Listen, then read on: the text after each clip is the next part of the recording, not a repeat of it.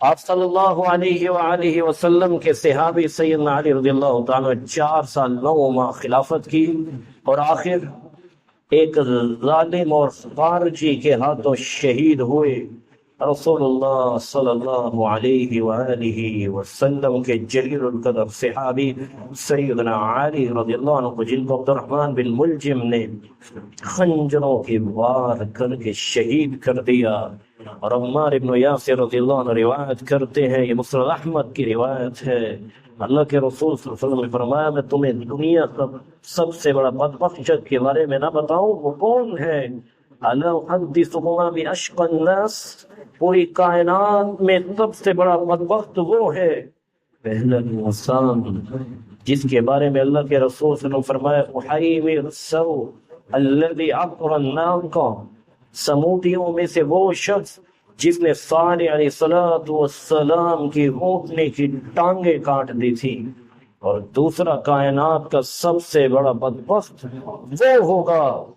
والذی یضربک یا علی، علی رضی اللہ عنہ جو آپ کو مارے گا، علی ہذہ یعنی قرنا، اور جو آپ پہ اس طرح وار کرے گا، اور آپ صلی اللہ علیہ وسلم نے فرمایا حتی تبل ہذہ یعنی لحیتہ،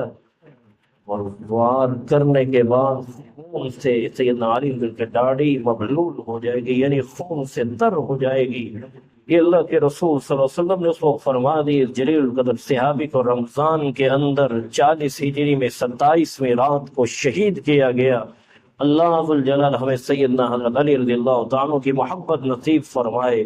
اور قیامت کے دن ہمیں ان کے ساتھ ہی جمع فرمائے، اور سیدہ فاطمہ رضی اللہ تعالیٰ عنہ جو جنت کی عورتوں کی سرتاج ہے، تمام مسلمان عورتوں کو ان کا ساتھ نصیب فرمائے، اور ان جیسے نیک اعمال کرنے کی توفیق عطا فرمائے، اور حسن حسین رضی اللہ عنہما جو جنت کے شہزادے ہیں اور تمام نوجوانوں کے سرتاج ہیں، اللہ ہم سب کی اولادوں کو ان کا ساتھ نصیب فرمائے اور اعمال کرنے کی توفیق عطا فرمائے۔ وآخر دعوانا الحمدللہ۔